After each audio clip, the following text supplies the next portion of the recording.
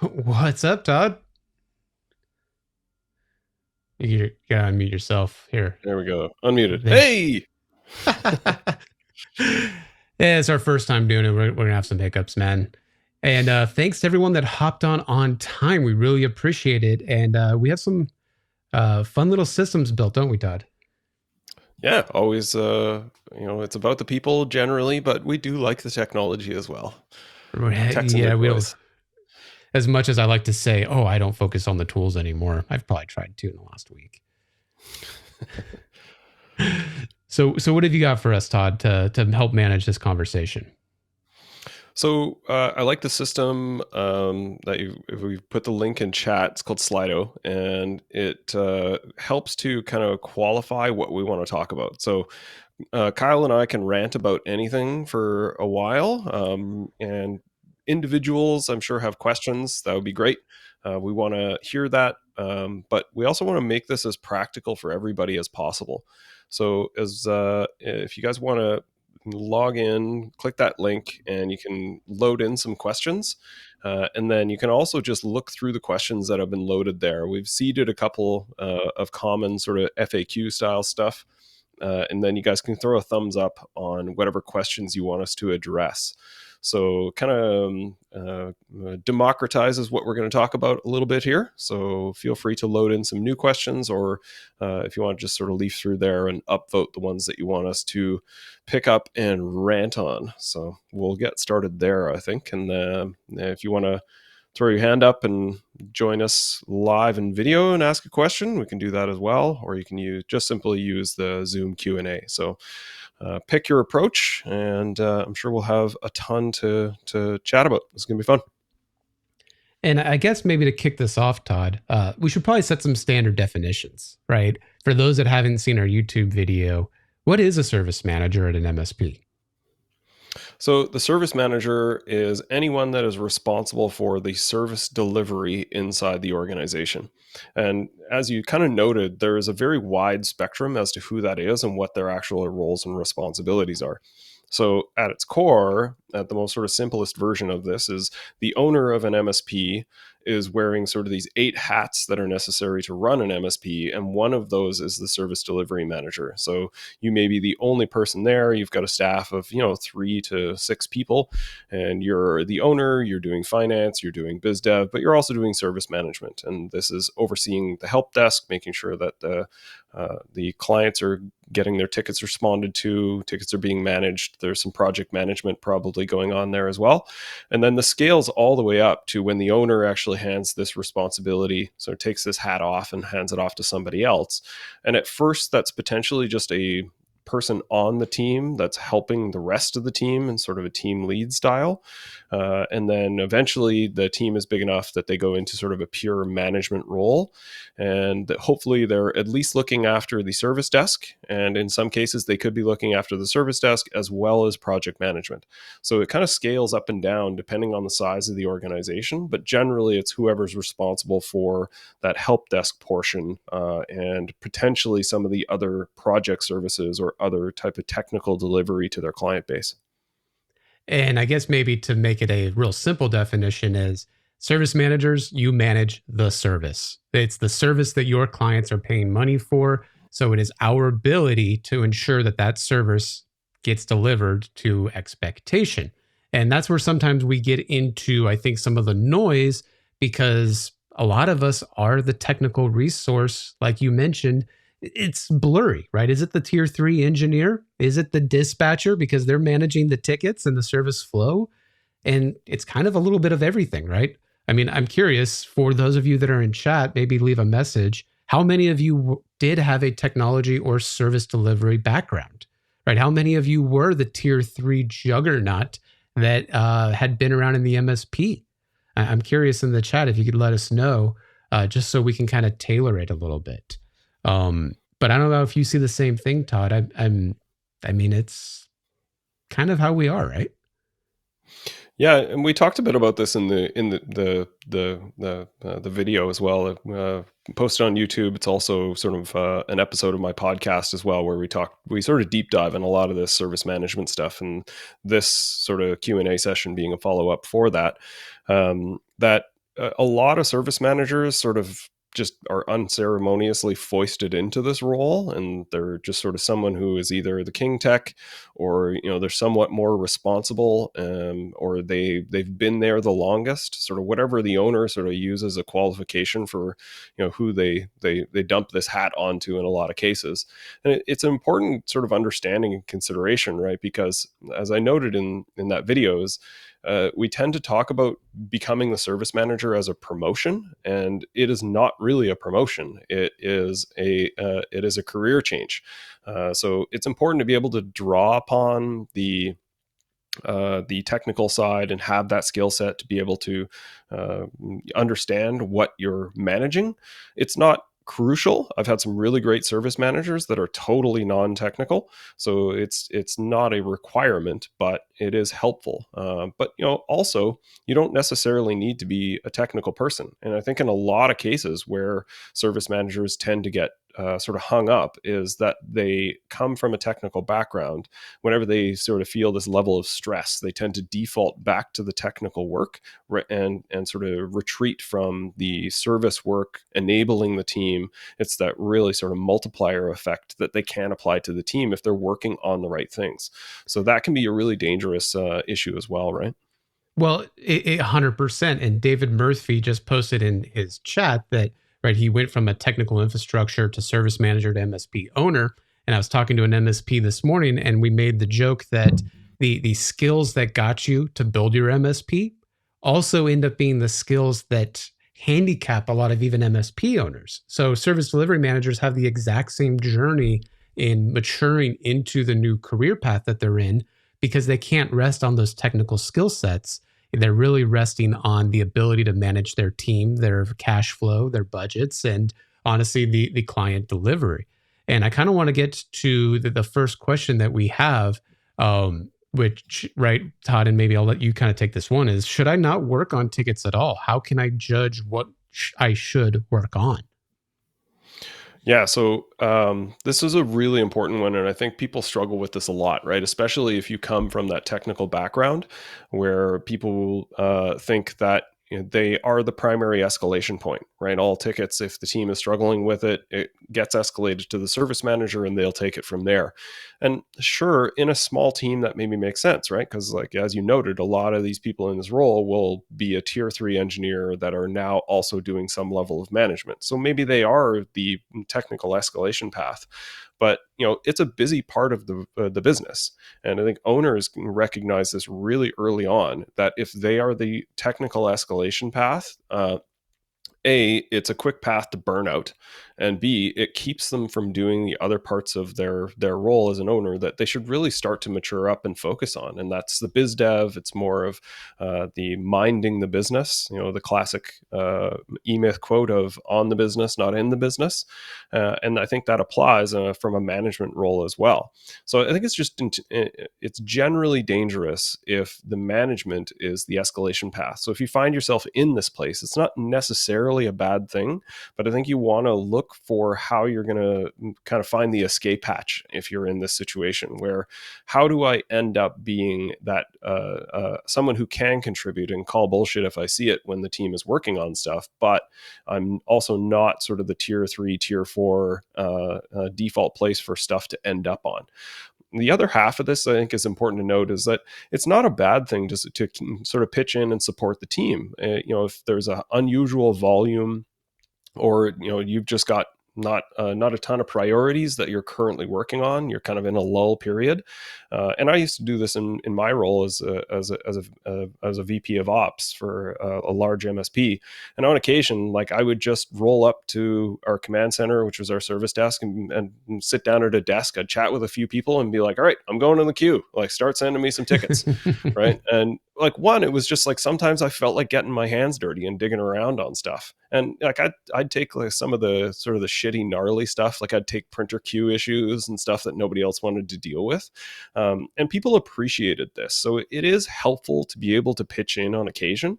But if you find that, like, you're defaulting to tickets for more than a couple hours a day, there's other things that you should be working on, right? So there's not a black and white answer to this, but you can work on tickets, but you shouldn't work on tickets if you can help it, I think is maybe the quickest way to sum that up. Anything to add there, Kyle? I mean, you hit most of the major points. I think what maybe where we can tweak it a little bit, right? What does working on service tickets mean? Because while that might be just the act of resolving the problem, to me, growing really large MSPs, there's also the act of refining and QCing the ticket. Did it work through our process correctly? Did it go from beginning of the assembly line where it was scheduled by our dispatcher all the way to that completed status, which was truly after QC? So if we are going to be working on tickets, we have to be looking, did they have the right statuses? Did they have the right paperwork? Did they use the right monikers and have that politeness when the ticket reached the customer, right? It didn't have that edgy language that us engineers we like to use of issue fixed, done. And the customer's looking at it going like, I don't know what the hell you did, right? That we have to have those customer service type aspects to our tickets. And beyond that, rejecting tickets. There's quite simply going to be moments, guys, where you are going to have that conversation with your team of, hey, this ticket didn't pass QC. Let's converse about why it didn't pass QC. Let's go through that interval ratio conditioning that BF Skinner developed to make sure it's like a slot machine. Hey, every once in a while, I'm going to look at your tickets. And when I look at those tickets, we're going to have a conversation if they don't meet our expectations. So really, Todd, where it came to me in building larger teams is there has to be a level of accountability to those processes, which to me is working the ticket. It's just not working the technical need of the customer. All right, so you noted two things there. I was scrambling for a pen to sort of write these down to make sure that I didn't forget them. But I wanted to follow up on 2 points here that I see as sort of process design things that service managers and owners tend to get sort of like hung up on. So first one is that QA or QC process. So I'd love to get your feedback. I think we're aligned on this, but just maybe detail this out a little bit more. So QA process, what you tend to see in some organizations is they do a 2-step close where the tech sets the ticket to complete and then someone else reviews the ticket and sets it to closed. I have some thoughts on this one. Your thoughts on a 2-step close process? So at the end of the day, I like to think of it as a process, regardless of the PSA or the ticketing system. So we can get into some of the PSA processes, which I know a lot of people may have value from.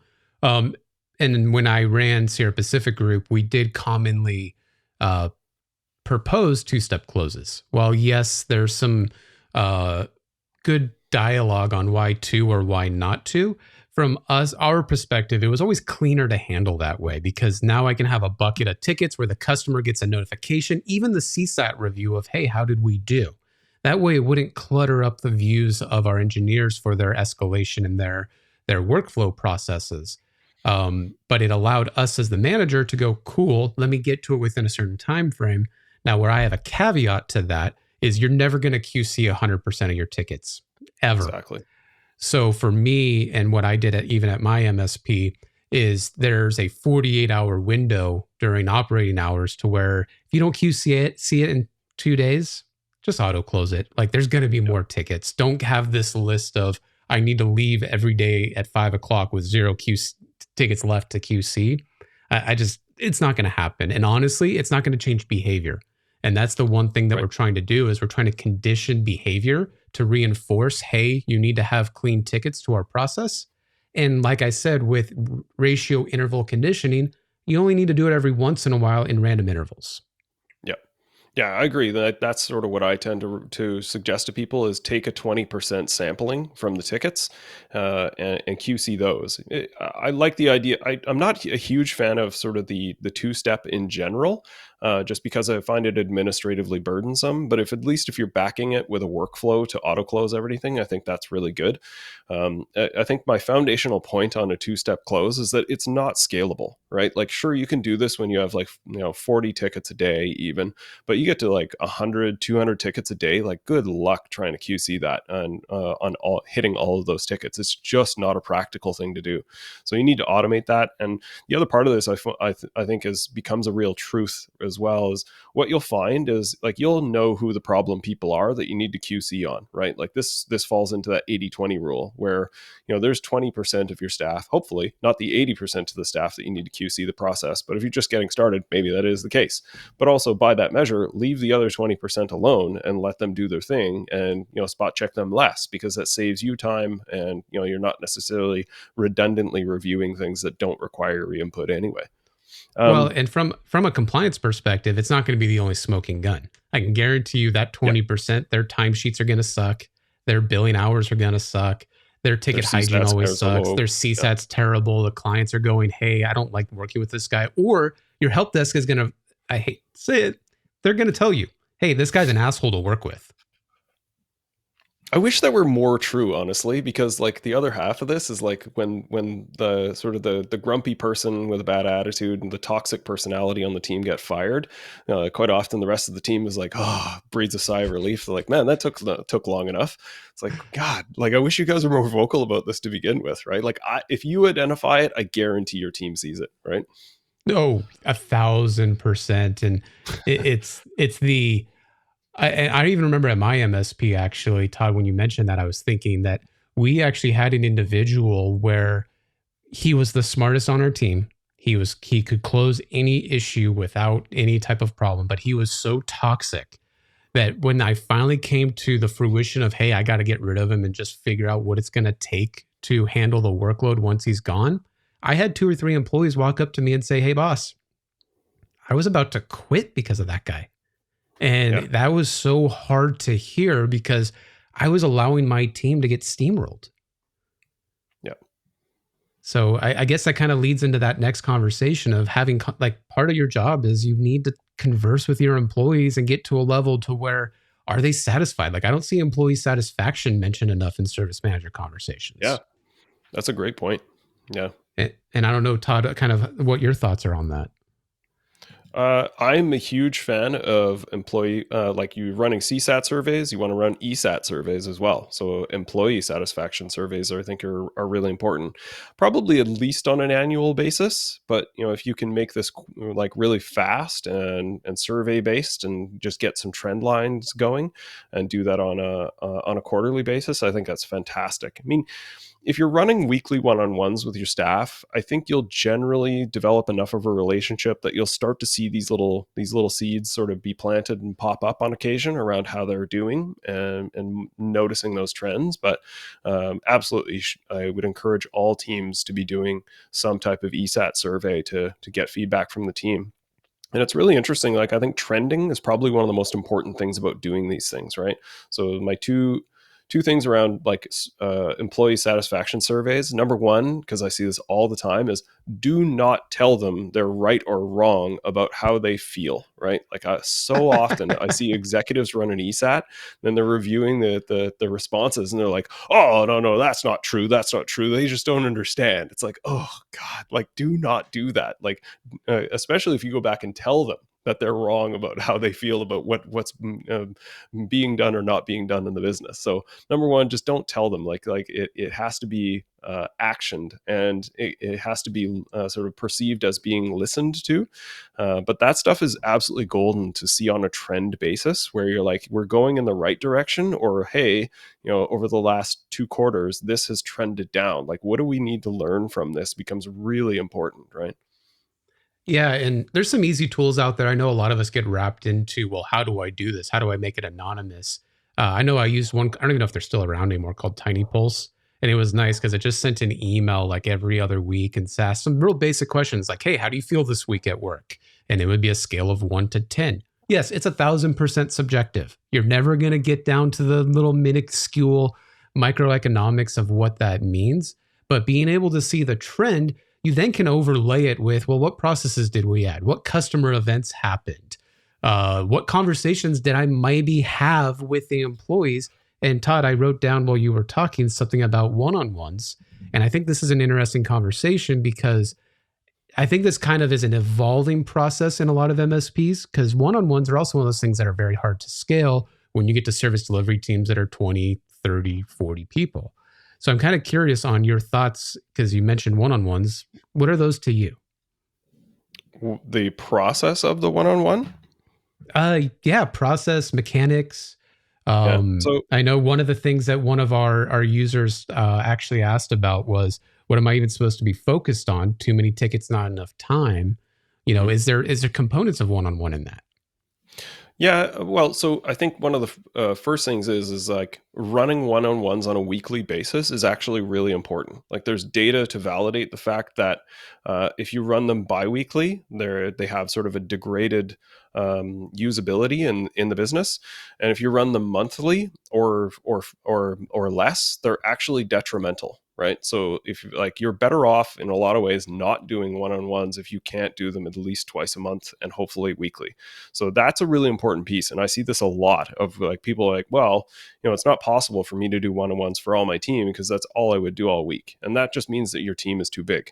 Right. So we talked about this in the video, the YouTube video as well, about the teams should be 6 to 8 people basically, right? And if your team is 20, it means you need some team leads to start breaking the team up, right? So that's the first piece, is like, you need to do this weekly and you need to have a team size that's practical to do that, because it's a law of diminishing returns once you start managing more than 10 people. The other piece is like, one of the common mistakes that I see people doing it with one-on-ones is they try to use it as purely a coaching session, and that goes south really quickly, right? It feels good the first couple of times, but then the staff member starts to resent the one-on-one and not feel like, well, this is just for me to go to this meeting and be reamed out by my manager and him tell me or her tell me all the things that I'm not doing correctly. And that's really demotivating, right? So you need to think of this meeting as being for them, and what can you do to support them better in a service-based leadership mentality of, what can I provide for you? I am here as a servant leader and to enable you, to make you more productive, to make you more engaged. And how do I go about that?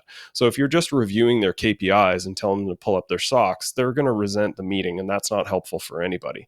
But just like, ask a lot of questions, be inquisitive, try and sort of dig in. And at the very least, like, the first few meetings, if they want to talk about their cat half the time, that is actually useful, right? A lot of people are like, well, this is a waste of time. It's like, no, they're talking about things that are important to them and you're building a relationship, right? So the primary lever, I think, in one-on-ones is relationship building with those staff members. And then as far as a model, I use 10-10-10 as a representation for what the one-on-one should look like. They should never be more than 30 minutes, right? They're like, on occasion, it may drift a little longer if you're digging into something gnarly, but they should be 30-minute meetings with everybody. And it's 10 minutes for them, it's 10 minutes for you, and 10 minutes for the company. And honestly, it usually ends up kind of blending into the 15 minutes for them, 15 minutes for you and the company. And that's fine too. But that's sort of the model. And then there's a ton of resources on what questions you should ask and how you can run a good one-on-one. Those are just things that, quite frankly, you have to get better at through practice, right? Just continue to work at this, understand the people, what questions work well, what doesn't, right? And what are your feelings on reviewing performance, like the trust and verify process that a lot of militaries have taken place, or we call accountability in some places, right? I created the process, I set the expectation of the process. Now I'm checking. Is that something we're reviewing in your one-on-ones with your 10-10-10? Yeah, I think so. It's usually at least a check-in, right? Like, not that you should be browbeating them on their KPIs on a weekly basis, but if things are dramatically off track, like, it's worth asking. And again, it's about the approach of just not like, hey, this number is terrible, I need you to do better, right? Like, that's not very helpful. It's at least sort of very clear communication, but probably not helpful. It's often more like, I've noticed this number that you're supposed to be sort of achieving has been off for the last 2 weeks. Like, is something going on? How, like, what do you think that is, right? And just being curious a lot more rather than sort of trying to be pointed and trying to instruct. I think a lot of junior managers tend to get this wrong. They think that they have to be the smartest person in the room, have all the answers, and tell the staff what to do. And that's really not the case. Like in an emergency, you need to be very sort of prescriptive and dictatorial. But as a general practice, it's better just to be curious, ask a lot of questions, and support them to, they should understand what they're supposed to do, and how are you helping them to get better. Performance reviews, done quarterly, I think are really important. And they should be basically a summary of the conversations you've been having on a week-to-week basis. And you should never catch people off guard in a quarterly or certainly an annual review. Like if you're doing annual reviews and people are sort of finding out things about how poorly they performed through the course of the year, that is incredibly detrimental to their engagement. So, if anything, do not do annual reviews without some type of quarterly. And those quarterlies should just feel like a continuation of the weeklies. Does that line up with what you recommend, Kyle? 1,000%, man. Even when I was in retail, and for those of you that don't know, I was part of Geek Squad's rollout on the West Coast. So I was hiring 100 people for every store. I mean, in 1 year, I hired over 1,000 people. The one thing that I took away was I never wanted a performance conversation where an employee would look at me and say, I don't know. I didn't know this. You never told me this. Because I know accountability has to happen, because in retail at that level, there is no or there's no gray area on your performance. Either you hit your numbers or you don't, and you're gone. So I had to give them the respect of, hey, here's what you need to do. Give me feedback. Do you know how to do that? If you do not know how to do that, let's make that something we work through over the next 60 to 90 days. So I can firmly say, I have done my due diligence for you, and you are able to stand on your own. And we skip that step, right? We're good at setting expectations, but never asking, hey, do you know how to do that expectation? Because only then are we able to firmly say, you're not meeting expectations and I've done everything for you. Let's make this conversation not gross, but just black and white. And I'm proud to admit, over all these years, 20 years now, every employee that I had to have performance accountability and where eventually I did have to let them go, they've always looked at me and said, yeah, I know why we're talking today. You gave me 3 strikes and I am gone. You're going to fire me today. And I go, yep, that's exactly what's going to happen. Right. Yep. It's got to be very just on the ball, because if you're a service manager, like we said, you're managing service, you have to be able to deliver it at an economy of scale that protects the margins of the customer and the company, so that the company can stay afloat. And eventually we get that profit sharing target, which I guess we can go into a little bit deeper if we need to. Sure. I just to underline that point, I love that idea of like just making sure that no one ever feels surprised that they've been let go, right? Like I always say, like in the end, the only thing you really owe them is that they're not caught off guard if they're being let go, right? Like that is crucially important. It should never be a surprise, and that as long as you've done your due diligence and tried to support them through that process, like firing people sucks, man. I've fired people that absolutely deserved it and didn't feel good. I've fired people that absolutely didn't deserve it and it felt awful. It's never a good thing. But if it's done professionally, at least, you can sort of hold your head high of like, I tried, like I really honestly tried to support this person. I feel like I did everything I could and they just didn't meet me at where we needed to be, right? And I actually have a tool for this that I can make real simple if you allow me, Todd, just to kind of go for a second. Let me get to the whiteboard. One of the things that I built over the years, through borrowing a few different tools, let me make sure the pen's working, and it simplifies this process in your head. If we think of a standard Venn diagram, we're going to call this the expectation flywheel. And this is actually something that I've gone so far as to trademark, which is a dorky move, but I love it. There's 3 parts of this. It's you have to have expectation. You got to be able to set expectation. And you got to be able to verify expectation.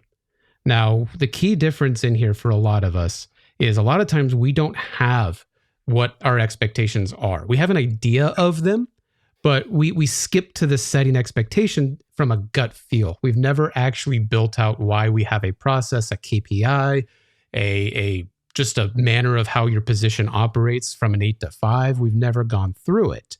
So the process of just creating our strategy is extremely pivotal. Now, what this makes us do is there's a playbook or process component between here that I just need to be able to document what that expectation is before I set it, because your employee needs to be able to sometimes just go look it up. They may forget. You're telling them 1,000 things that they need to do in their first 30 to 60 days of employment. They're going to forget 90% of that shit. So just have it documented somewhere. Now, after you set expectations, right, we kind of already talked about this, right? I need to be able to mentor them on that expectation. Like, hey, are we going through this process? You kind of dropped the ball, right? We talked about QCing tickets. I need to be able to go in there and say, hey, I looked at one of your tickets. You didn't follow the process. What's going on? Oh, I don't know how to reset a group policy. Oh, shit, you don't?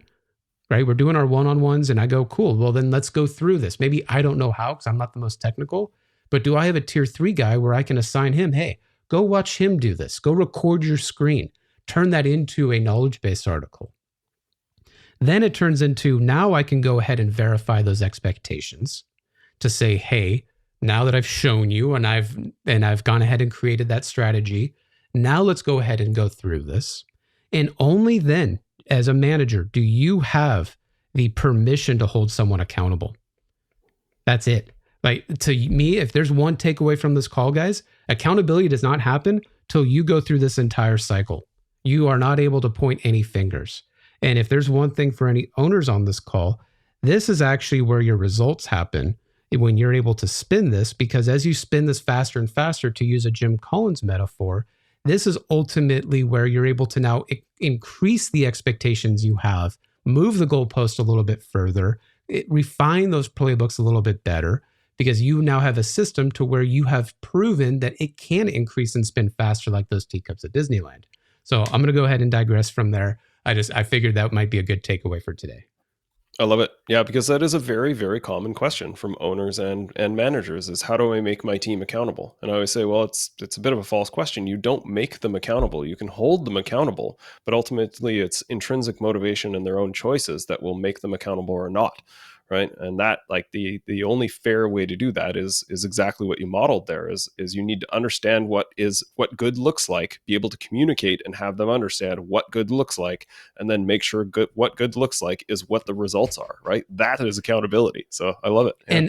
And for the owners that are on this call, that's the only thing you're allowed to do. Like, as a service manager, if there was one takeaway from this call, that is ultimately managing services.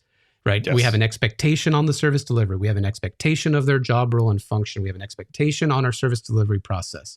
I know a topic you love, Todd. We have an expectation of our professional services delivering projects. It's managed a little bit differently for those hybrid managers out there. But eventually, hint, hint, at scale, there will be a day where the managed service manager will be different from the professional services manager, because it's two different cash flow models. Not enough hours in the day to go through that, but it's another fascinating subject. Now, what may be real critical here, Todd, because I know I've been in this seat before, and there's some people here probably going, well, how do I get here? Right now, there's too many tickets. There's not enough time. My owner is throwing shiny objects at me left and right. Where would I even start? I guess that's the question for me. So where do you start on, like, how to spend time, how to manage, how to juggle all of this? Yeah. So my model is, it probably aligns with this, is people, process, and then technology.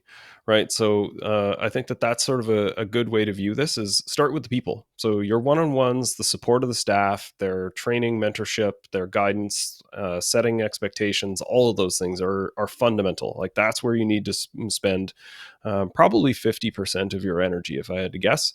The process is second. So the design of process, I like a model that used, not sure where this came from. I think it's maybe a scaling up, is missing systems. So observing and modifying missing systems. So we're missing process isn't followed, whatever those situations are. One caveat slightly on process is I'm not one of those people that believes process is the ultimate, and I think it's often over leveraged, right? So I prefer frameworks. There should be enough process that a new person has an idea of how to do something, but a lot of people make this mistake of, if I just build all of these amazing processes, then everyone will be great at their job. Fail. Doesn't work that way. Like, it would be nice, but it doesn't work that way. I, But I process think is on still that, Todd, important to be someone able to told me define. that best practice is only intended to give you 60% of the way there. Right. Yeah. And best practices is always in quotes, right? We use it a lot because honestly, there are things that other people do in the industry that you should model, and they work well for most situations. But I think sort of always being observant of those things and sort of modifying your processes and sort of encountering those things in the wild, like what works, what doesn't. And then the last is technology, right? So, there was still a lot of times where, as a VP of ops, I was digging around in the PSA and changing things and modeling things. And, I would go through exercises with the team to rework work types and things like that. So there is a technology component. You want to be, in a lot of cases, the SDM, the service delivery manager, may have a hand in or can be responsible for the tech stack, depending on your size. The owners often love to hold on to this because, they still love the technology. That's why they started this business. But, you may have some influence over that around standardization of your stack, those sorts of things. So I think that's like 50% on people, probably 30% on process, and 20% on technology is maybe how I would break that out. And that's reasonably how your day and your week should look, I would say. And there's a great concept of blocking your schedule. And I think one thing that may even be its own conversation in its whole is your time management abilities as a service manager. And owners, if you're listening, this is geared towards you as well, because you also suck at managing your own time, is having purposeful time to manage some of these processes. So guys, we have a beautiful thing called Outlook that you can do recurring blocks on your schedule that say, hey, on every Monday from 8 to 9, I'm QCing tickets. On every Tuesday from 3 to 4, I'm training a tier 1 or mentoring them up. Every day from Wednesday from 10 to 11, I'm going to go ahead and look at the PSA and look at QC, whatever. You guys get my point. Just start there, because if you don't have time blocked, you are going to find something to do. And if there's one thing we've learned from psychology, the recency effect in your brain and your short-term memory, the only thing you really can remember is the thing that happened first and the thing that happened last. So the thing that just happened is the thing you're just going to work on. So if you do not have that time blocked and you are not disciplined to work those things, then you're never going to get to it. You will never find time. That doesn't exist in the world of management. So I just threw a link in chat here. If you guys want to check this out, I have a productivity course that speaks to a lot of this, where there's basically how do you manage your time, your tickets, and your energy through the course of the week. And it requires some level of weekly planning and certainly some daily planning. And I love that strategy that you mentioned, Kyle, of making sure, especially at a service manager level, that you are time blocking and, setting meetings with yourself to focus on the things that are strategic and are important, but not necessarily urgent, because this is a very urgent nature to our business and what we work on, right? So there will always be some fire that seems to be necessary to spend your time and your energy on. But unless you're intentional about creating those periods of time to work on the things that you need to work on, but it's always like, well, maybe later. If I always hear people say, if I find time to do this, it's like, no. That's a total lie. That's not how this industry works. You do not find time for anything. Trust me. Well, and sometimes that finding time is because you are thinking that you need to be a safety net for a lack of accountability for somebody else. So going back to the tier 3 example, a lot of times we think we need to have all this availability because someone might call me because they have a need. Well, it's probably because that one tier 3 guy just hasn't been accountable to his actual job expectation, which means if you're tier 3, the buck stops there. There shouldn't be anything you aren't able to fix. You are making that high salary with a low billability percentage because you are able to move worlds, right? You're able to fix whatever tech is out there. If you are having to jump in as a service manager, it's because you're not holding that guy accountable, which is why you can't find time. However, I am empathetic to the fact that this does take time to get to a point of having 4, 5, 6 hours to work on the business per week. So don't jump in and right now go in your calendar and say, Kyle and Todd told me to work 6 hours on working on the business next week. Start with 1 hour. After a month, go to 2 hours. After 45 days, then go to 3 hours, just like a gym routine. You got to build up to a point where you earn that flexibility and things will break, right? There are going to be smoking guns of when you do this and you go to find time, you're going to have employees that tap you on the shoulder. Hey, boss. Hey, boss. Hey, boss. Hey, boss. And it's going to drive you mad. However, it's in those moments you need to kind of reflect with yourself and say, why are they asking me for help right now? Is it because they don't know how to deliver expectation? Is it because they're just not doing what they're supposed to? And then there's that age-old statement in management of, well, what research have you done? Have you just been the fountain of answers for your employees to where now you're their Google? If you start to push back just a little bit and say, hey, bring me 2 possible answers for every problem you have, and I'll tell you if you're on the right track. That Yoda approach to people management will instantly free up your time because I guarantee you, they're not doing any research. Right? Yeah, So let me Google that for you. yeah. So you hit on one that I think is really, really important, because this is a topic that I see coming up in a lot of organizations is distraction and interruption. So I did this survey with my community on why people don't enter time and what is the reason that they don't do that. Number one response from the community of people why time entry doesn't get done is distraction and interruption. So I think this is a really important problem to solve for people. And, we've basically we were sold a bill of goods about how, Teams and Slack was going to kill email for us. And instead we've ended up in a sort of an infinitely worse hell with IMs kind of like coming out the eyes. So I think the only good way I think to actually practically approach this is a cultural change in your organization. And everyone needs to collectively agree on sort of modes of interaction and sort of parameters about where sort of different interactions happen.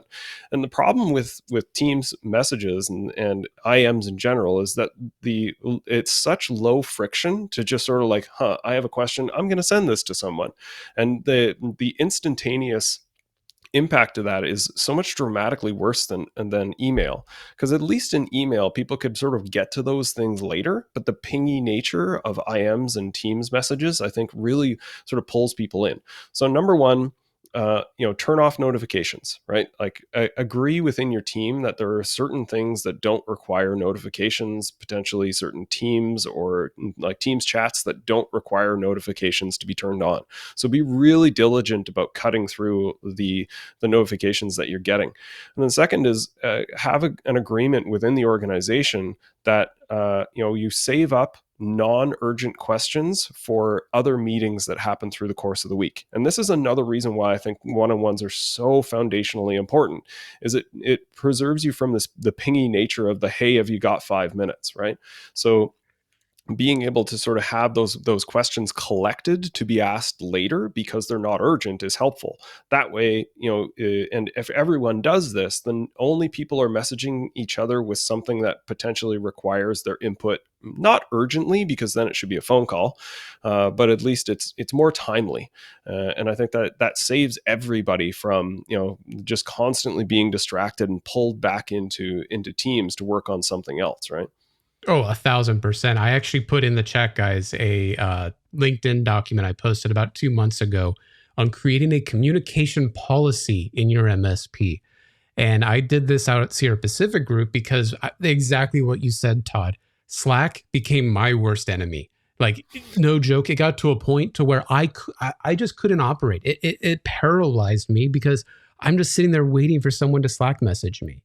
So I had to create a process to, here is when you use email. Here is when you use Slack. Here is when you call or text me. Here is when you document it. And like getting to that level in your organization is going to block so much of your attention span that it's going to propel you, honestly, in compounding folds. It's going to exponentially increase your amount that you can output as a service manager. And I even have, if anyone's interested, I actually have that email that I used to send out to my employees. Let me know in the chat if you guys want that, and I'll send that in the recap email after this webinar, because it's just an instant plug and play, put your logo on it, and you're off to the races. But you just have to be disciplined in yourself. And this can't be one of those, hey, this is what you need to do, and I'm not going to follow it.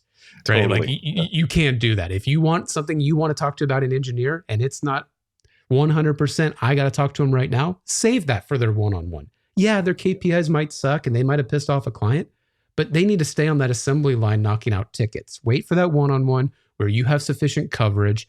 And you know what? You might cool down a little bit too. Because I think that's another thing is sometimes we try to hold people accountable in the moment because we think someone told us that we needed to do it that way, but you're too emotional. Get the emotion out, wait a day, sleep on it, and then deliver that. And that brings us up to an important topic that I think is on our Q&A. I want to make sure we get to it. What should I do if my team doesn't enter timesheets each week? All right, so I'm gonna quickly encapsulate this with one of my favorite things that I've seen lately in a client of mine, and then I'll turn it back to you.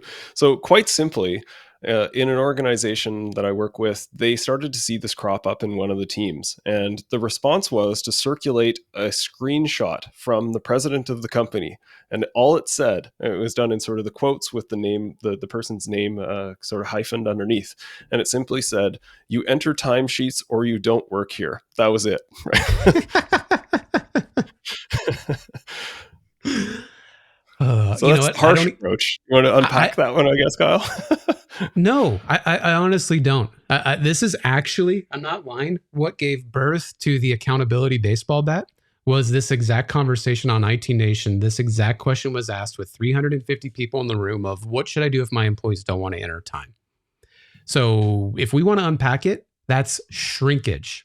In the world of retail, if one of my inventories falls off the shelf and I can't sell it and I also can't locate it, that is considered shrinkage.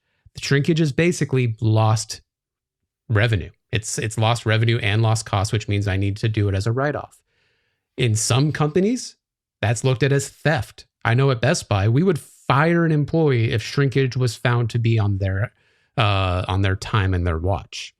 That's how important this is, because as an MSP, not as a sysadmin, there's a huge differentiator of that. You are a billable asset as a service delivery employee.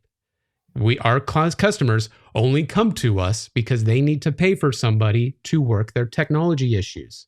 So if I'm an employee and I don't put my time in, that means that time is not accounted for nor billed to that customer, whether they receive an invoice or not. So I have to account for it in order to look at my costs, my margins, my salaries that I pay, if I'm going to hire the next employee or not. And it's a foundational exercise of just inventory. So if you don't do it, you can't work here. And if you don't like that type of paperwork, I know this is a tough conversation.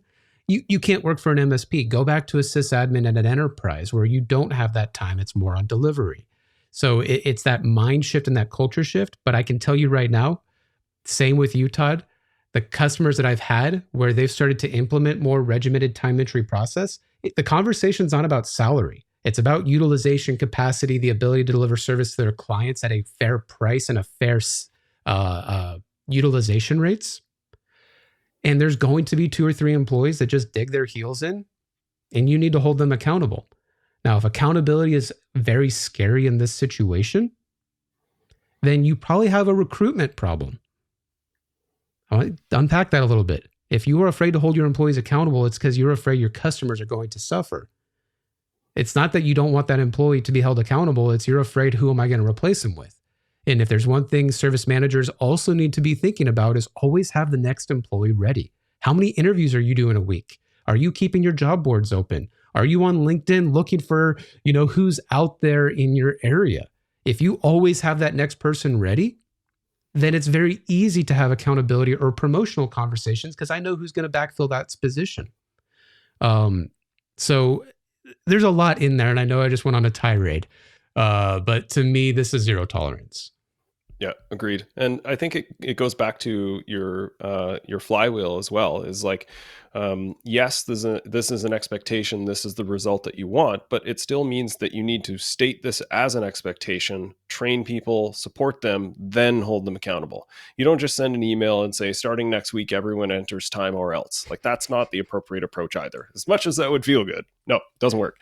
But yeah, I think using that same flywheel model as a setting expectation, training, supporting, then holding people accountable works really well here to sort of change this, because it is a cultural aspect, right? And you want to get that to make those changes. And the other sort of mini piece to this, I would say, is make time entry as easy as possible. Is one of the best ways you can get better compliance around this.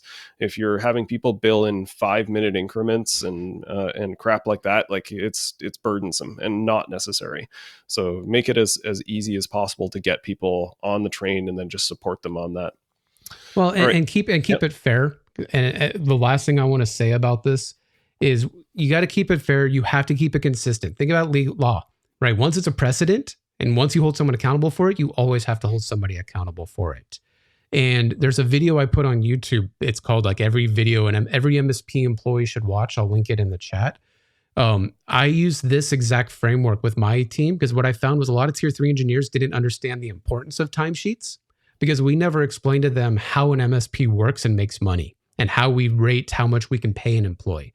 So if you give your employees the benefit of the doubt and you explain to them how timesheets work and why utilization is important and how the cash flow of our business either says we're doing a good job or we're going out of business, the second I started doing that with every single employee, how to read a P&L even, that behavior changed immediately because now I'm talking to them on a very true level. Here's the exact reason why this is important.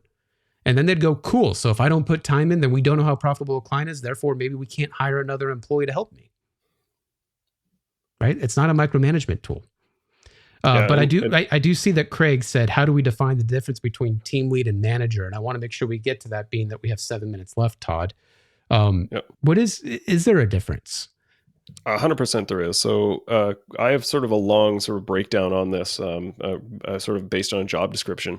A service manager is someone who is purely administrative, right? Like it is an administrative cost, and at most they're doing 20% of their role as in the work doing the technical support.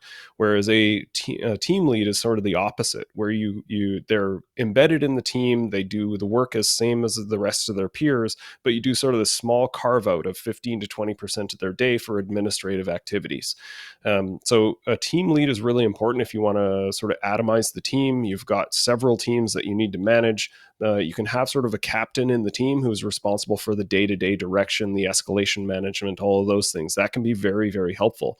But a service manager is management, where like there's very little technical work that you should be doing. Now, again, keep in mind that this varies depending on sort of the role inflation. Like you may have the title, but you sort of function as a team lead. That's not really what I'm talking about. But the actual sort of definition of this is team lead is embedded. It's a sort of an individual contributor with some admin overhead, whereas a service manager is a management role that is not playing a technical part of the team directly, right? Well, and I'm sure you've heard it, Todd, right? We talked about 6 to 8 members, and I'm sure some people went, well, how do we afford multiple managers? Right? If we think about this, right, you don't. You will never afford that because that's a giant overhead. But the idea of a player coach, right, the mentor, the tier 3 lead that, maybe they do want to become that juggernaut, that solutions architect, that project engineer, whatever's next in their career path, everyone needs to learn to manage people. I don't care. You just have to. It's something in your path. This is a great career pathing system to say, hey, well, then you manage the 6 or 7 tier 3s. You guys have your own, lunch and learns and processes to, figure out how we are going to focus as a team. And you start to give little breathing spaces to your service manager. And at some point, those titles actually change and it becomes tier 3 manager. It becomes service director as you grow and scale, right? Because you are adding those little layers to it. Because when you have 14 tier 3s, then you got to think of, okay, maybe I have now pods of tier 3s. I got, A team and B team. It all has to scale linearly. Linearly? I can't say the word right now. Linearly? Yeah. So like to that point of like, how do you do this? How do you break up that team if it's too big? It is exactly that, where you have 6 team leads that report to you rather than 35 staff, right? Like that's how you get to that right team size, basically. Yeah. Yeah, but it's also having that intent, right? That have expectation circle. There's also a level of that expectation flywheel for the owners of your business. You have to have that expectation that eventually it's going to come around again. And we're now going to have an expectation of go pick your leads. And if you don't have someone that wants to elevate from a tier 3 or tier 2, or I hate the tier system. I just want to be frank on that. I think it's a little archaic. But if there is an escalation resource, right, are you looking to be a service manager, or are you looking to be specialized, right? Because tier 3 only goes one of two ways. I go to managing people, which is kind of a one step back for two steps forward, or I go into that even more billable role of a solutions architect, and I got to start working in a variable pay commission model. Yeah. Yeah, and the other piece that the team leads is really helpful for is it's basically a training ground for future managers, right? Because then as the teams grow and you decide, okay, I need another manager to further sort of atomize this team, you've got sort of at least one or two options in hand to be able to say to a team lead, like, hey, you've done pretty good at this. Like, do you want sort of a career change to go into management? It's not a promotion, it's a career change. But do you want to sort of take this on and get out of the technical and move towards business operations and continue your career path over here? And, that's not for everybody, but the people that sort of excel in those roles, you have built-in future leadership that has been trained in how to do it, right? And I think there's a key in there. Not everyone wants to elevate in their career path. There are going to be people that are content at tier 2, tier 3, and they're like, you know what? I'm content. I'm happy. Don't project on them what you would want for yourself. That's such a hard thing to do as a manager, because you want to grow in your career. You're on a career path where you're like, hey, eventually maybe I want to own my own MSP or be a CIO, whatever's in your future. But that doesn't mean you need to force on them a career path. They could stay at tier 2 forever. They understand there's a salary bandwidth and they're going to hit a ceiling. They might be okay with it. And honestly, those are really good people to have if they are just totally okay with monotony. Yep. So Todd, we're running out of time. I just want to make sure, is there any takeaways that you want from this, and kind of how do we get a hold of you? Sure. You can look me up on LinkedIn, Todd Kane, or on Evolved Management Consulting. So that's probably the best place to find me. Easy URL I can put in here is itisabusiness.com, because it is a business. And you can reach out to me for some further insight, or check out courses as well. And guys, we want some feedback on this too. If you like this idea and we want to unpack things further with KPIs and flowcharts and really get into some of these nitty gritties, give us feedback. Like, add us on LinkedIn, send us messages, comment on the YouTube video when it's sent saying, hey, we want more of these. If we want to get to a point where we build a little service manager support group, right? We're all ears, but Todd and I are here for this community. And the only way we can really help you guys is through feedback. So please, please, please, please give us some feedback on these things. Other than that, I put my LinkedIn URL in the chat. That's the best way to get a hold of me. I look at it every hour of the day, because I definitely time block for email, not for LinkedIn. I check it maybe once every other day. But also on YouTube at K7 Leadership is where all these videos are hosted, and a lot of my courses as well. And other than that, we appreciate everybody hopping on, and we look forward to seeing you next time. See you later. See you.